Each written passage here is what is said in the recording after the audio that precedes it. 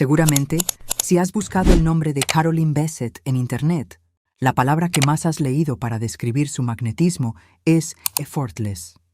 Te dicen que su estilo era sin esfuerzo, que su belleza era sin esfuerzo y que su elegancia era natural. Pero hoy vamos a empezar este análisis rompiendo el consenso social. Esa es la palabra equivocada. Caroline Bessette no se volvió un icono inolvidable porque fuera natural o descuidada.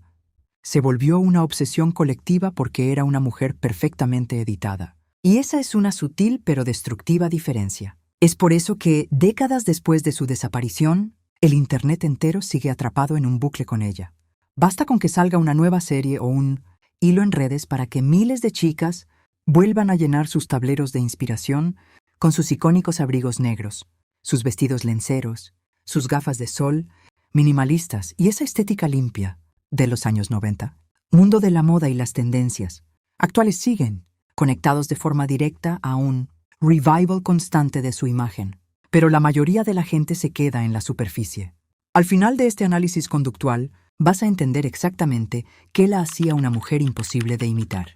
Descubriremos la verdadera psicología detrás de por qué John F. Kennedy Jr., el hombre más codiciado y presionado del planeta, quedó completamente cautivado por su energía y por qué las mujeres de hoy siguen intentando replicar lo que ella representaba, aunque la mayoría lo esté malinterpretando por completo. Si eres nueva por aquí, bienvenida a Down Now Mindset. Aquí no hacemos análisis de moda superficiales. Aquí deconstruimos la psicología, el lenguaje corporal y los estándares reales para entender la diferencia definitiva entre intentar parecer refinada y magnética y realmente convertirte en la dueña absoluta de tu presencia. Si estás lista para dejar de improvisar con tu energía y empezar a operar desde tu propio centro como la protagonista, suscríbete. Y si quieres acelerar ese proceso con un mapa de ruta exacto, recuerda que en el primer enlace de la descripción tienes disponible mi playbook. Las reglas del juego es la herramienta estratégica que diseñé para que aprendas a editar tu presencia, dominar tu lenguaje no verbal y habitar cualquier habitación con soberanía mental, tal como lo hacía ella. Así que ponte cómoda, porque hoy vamos a desmenuzar las verdaderas reglas del juego de Caroline Bessette. El mito de la ropa. La mayoría de los canales de moda cometen el mismo error superficial.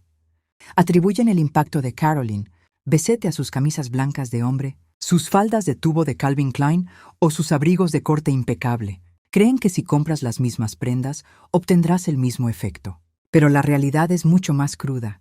El minimalismo de Caroline no era una elección estética, era una estrategia de aislamiento de estímulos. En psicología de la percepción, cuando saturas un espacio con logos, colores estridentes y accesorios, estás obligando al ojo ajeno a procesar información externa. Estás distrayendo. Caroline hacía exactamente lo contrario. Al eliminar el ruido visual de su ropa, obligaba al entorno a enfocarse únicamente en el contenedor. Su vestuario funcionaba como un lienzo en blanco diseñado para amplificar su presencia conductual. Ella no permitía que la ropa hablara por ella. La ropa se silenciaba para que su lenguaje corporal fuera el único protagonista de la habitación. Este es el primer secreto del magnetismo real que nadie te cuenta. La elegancia no es añadir elementos para ser vista, es tener la soberanía mental de restar adornos porque sabes perfectamente que tu sola energía es más que suficiente para sostener la mirada de cualquiera. El poder de la baja accesibilidad. Para entender por qué Caroline Bessette obsesionó a Nueva York, y específicamente al hombre más codiciado de la época, hay que analizar su comportamiento bajo el filtro de la baja accesibilidad radical. En la cultura actual, se nos enseña a estar constantemente disponibles. Respondemos al instante, sobreexplicamos nuestras decisiones, compartimos nuestra vida en tiempo real y buscamos desesperadamente que el entorno nos valide. Operamos desde una energía de dispersión. Caroline operaba desde la contención. Ella dominaba a la perfección el concepto anglosajón del withhold, la capacidad consciente de retener información, emociones y presencia. Frente al acoso asfixiante de los paparazzi, jamás bajó la ventanilla del coche para dar una declaración. Jamás concedió una entrevista aclaratoria y jamás sonrió de forma sumisa para complacer a las cámaras. Al contrario, mantenía una expresión facial neutra, lo que en psicología conductual se conoce como una máscara de descanso soberana. Cuando tú te sobreexpones y te vuelves predecible, El cerebro humano te procesa, te archiva y pierde el interés.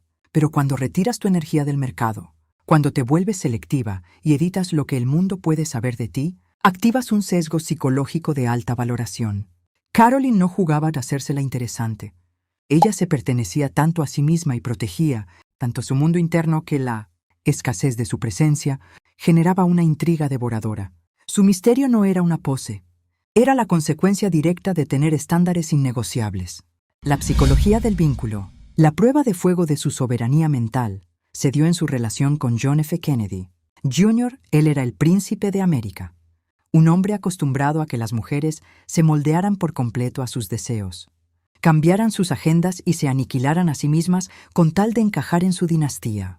Cualquier mujer operando desde el apego ansioso habría caído en la trampa de la complacencia. Caroline no lo hizo.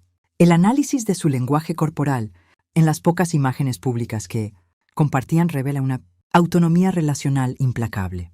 En las alfombras rojas, Caroline no caminaba un paso por detrás buscando su aprobación con la mirada, ni se aferraba a su brazo buscando seguridad. Ella habitaba su propio eje, mantenía los hombros alineados, el mentón paralelo al suelo y un paso firme e independiente. Incluso en sus discusiones públicas más famosas, capturadas por los fotógrafos en Central Park, se observa a una Caroline que no se achica ni se somete ante el estatus de su pareja. Ella confrontaba desde la verticalidad, marcando límites espaciales con las manos y sosteniendo el contacto visual directo, sin un solo rasgo de sumisión.